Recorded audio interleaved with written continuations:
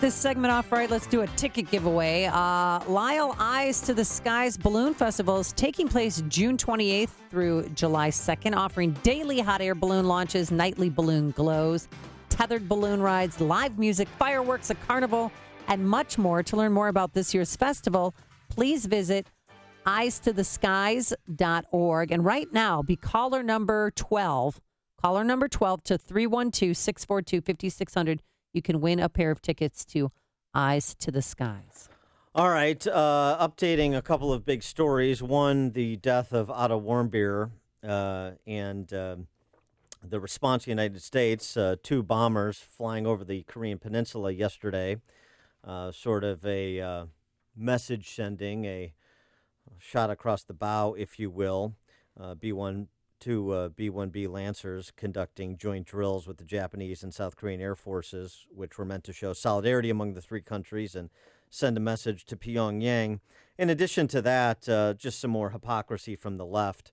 A magazine, Affinity magazine, that promotes the idea of amnesty for persons in our country illegally, trashed Otto Warmbier after his death for not following North Korea's laws, particularly with respect to... leave poor family alone. I mean, last night they had the most gorgeous memorial service for him at University of Virginia, and his frat brother, spoke glowingly about him. His girlfriend was there. I mean, it was just, they told more of a jokester. They always made fun of him, self-deprecating humor he had about his music taste, and he would collect ties from thrift stores, and you really got to know who he was. Well, the left's response. I mean, I concede your point with respect to Warmbier and the idea of not speaking ill of the dead, particularly when you're doing so in a de facto fashion that is defending a totalitarian regime that routinely murders people, Americans and others, and their own people.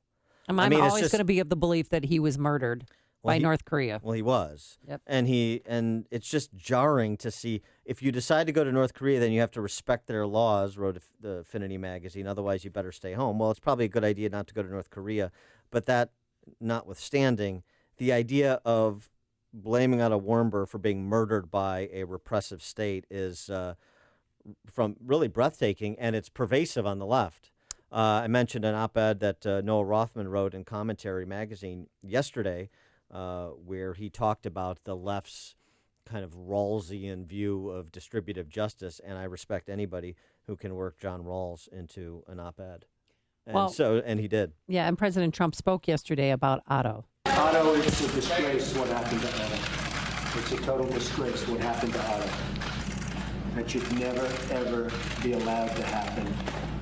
And frankly, if he were brought home sooner, I think the result would have been a lot different. He should have been brought home that same day. The result would have been a lot different. But what happened to Otto is a disgrace. In a related story of totalitarianism, another attempted terrorist attack in another European city. That's 3 in 3 days. London, at the Finsbury Mosque, which was formerly the base of the most notorious Islamic radical cleric Abu Hamza. This was the individual, Darren Osborne, who drove his car into a crowd of Muslims. That's one. Then you had the attempt in Paris yesterday. A car filled with explosives rammed a police van in Paris along the Champs-Elysees. And then yesterday... Thank goodness no one was hurt in that. Right. And then yesterday, a guy did blow himself up, although he was shot, and tried to blow up a train station in Brussels and injure people. Yeah, and he was yelling Allah Akbar. He's a 38-year-old Moroccan man who came from that same neighborhood where the Paris attackers lived in Brussels. Molenbeek, right. Molenbeek. And Mark Stein was on with Tucker Carlson last night talking about how one-way multiculturalism is working out for Europe. What's happening in Brussels, as in Paris, as in other European cities, is a reflection of extraordinary demographic changes. Brussels is now 25% Muslim. And we think that is entirely normal. We think, oh, it's good to be multicultural. If someone would say suddenly that Riyadh, in the space of nothing flat, had become 25% Flemish, we would think that was very bizarre. But one-way multiculturalism, as we see in Brussels, is accepted as a feature of life. For more on these topics, we're pleased to be joined by the aforesaid Noah Rothman, Associate Editor of Commentary Magazine. Noah, thanks for being with us again. Appreciate it. My pleasure. Thank you for having me. Why don't we start with worm beer? And I referenced some of your comments in your piece yesterday, but the responses continue pouring in, and the left is just kind of doubling down on their, I guess, hate directed at worm beer. Yeah, I had not seen, these were comments that occurred mostly, the one you cite is recent, from a particularly radical online venue directed at millennials.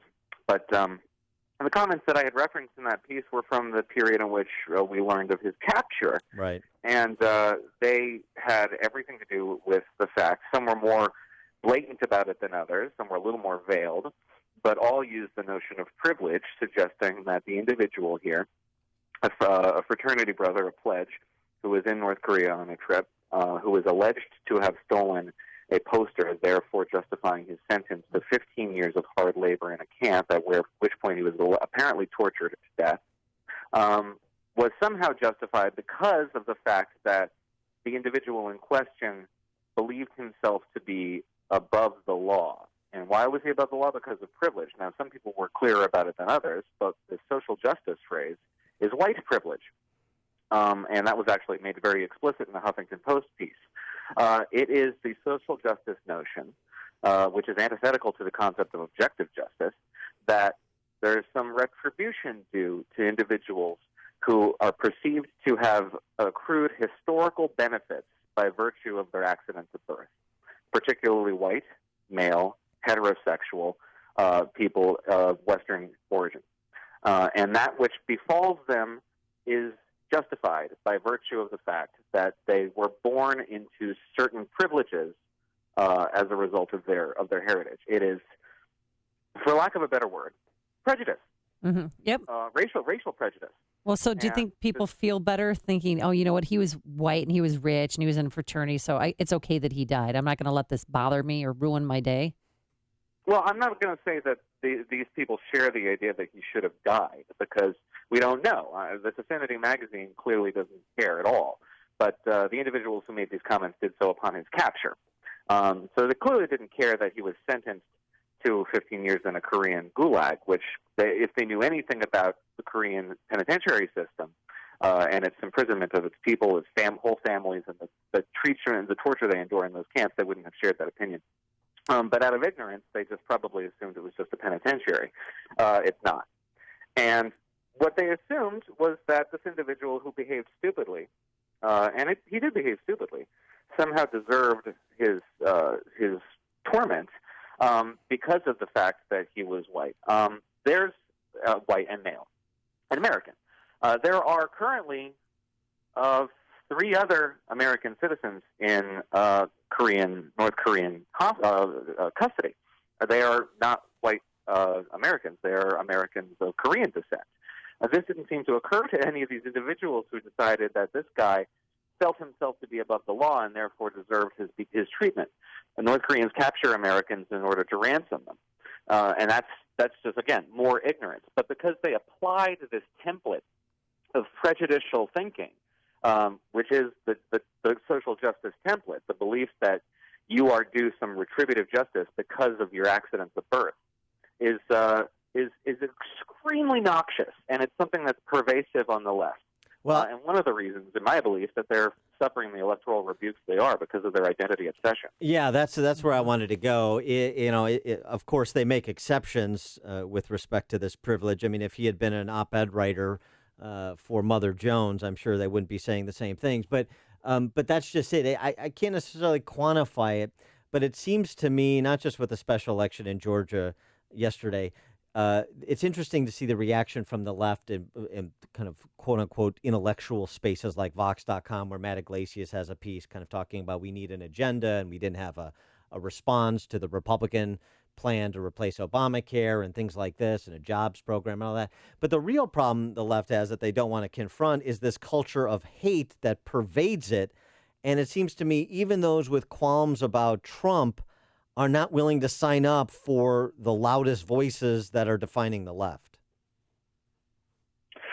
Yeah, I mean, we can sort of dissect this and find whatever narrative we really want to out of a special election. I'm hesitant to draw broader conclusions agreed. of the state of the electorate based on this one election, or even the several that have happened over the course of 2017. But what is isn't all that surprising is the fact that Republican voters voted against the Democrat. Karen Handel outperformed Donald Trump by a significant margin. She won by 3.8 points.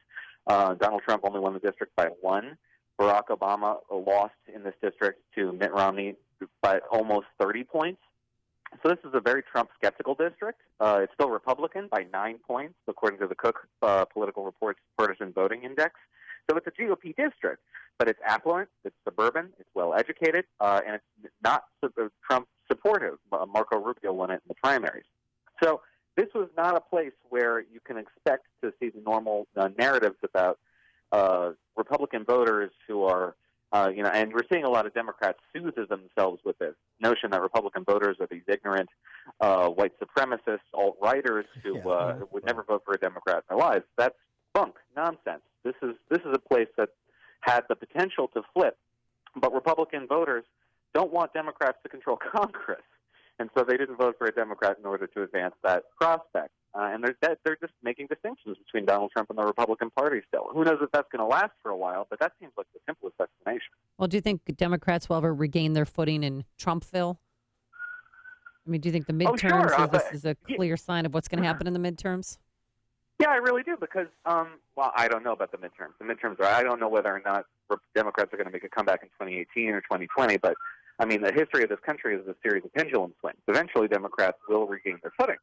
And what we saw actually in a subsequent district in South Carolina, a significant swing away from Republicans and towards Democrats. That was a district that is rural, pretty much blue collar, a lot of minorities, and it was a district that had gone conservative since 2010 and to 220 points or more. Very conservative district, and no money went there. This was not a focus of a national race because they considered it to be a Republican district, an easy Republican win. And it wasn't. It was tighter than Georgia 6, actually. So it was more like the control group. It didn't have any interference from outside forces. And that tells me that there is a significant swing to Democrats, and Democrats only have to take 24 seats in order to retake the House. There are that many Republicans representing districts that Hillary Clinton won in 2016. So Republicans are not out of the woods yet.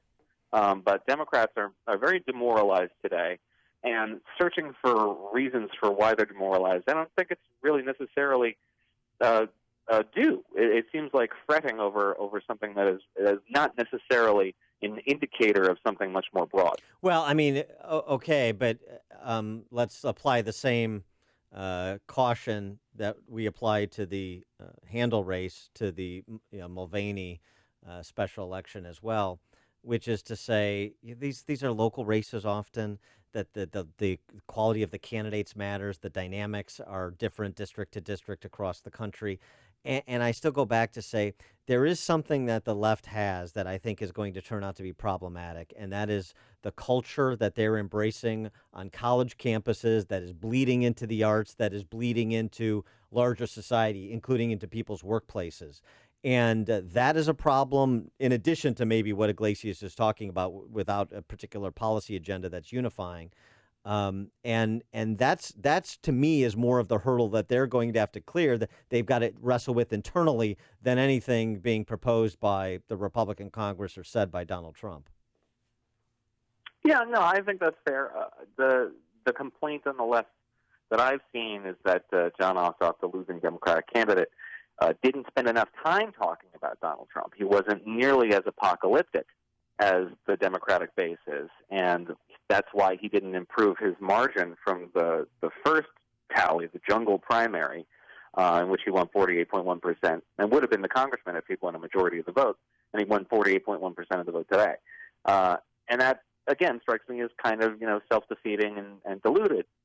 Just as similarly, the notion that you can pour all this money in this district and wake up voters and knock on every door and expect Democrats to win is also insane. This is a Republican district by 9 points. If you're knocking on every door, you're knocking on Republican doors. You're getting Republicans involved in this election, and they're going to vote Republican. And similarly, if you were to spend a whole lot of time harping on Obamacare and how the AHCA, the Obamacare replacement, is cruel and unusual and horrible, and you need to get out and vote in order to save Obamacare, you're going to remind a lot of Republican voters why they vote Republican in the first place. Right. This isn't necessarily a district that's going to resent the idea of repealing and replacing Obamacare. So again, there's more a lot of soul searching here, but I think it's an effort to avoid, on the part of Democrats, some of the causes for their loss in this particular case. He is Noah Rothman, associate editor for Commentary Magazine. Noah, thanks for joining us. Appreciate it. My pleasure. Thank you. And he joined us on our turnkey.pro answer line. It's like a hot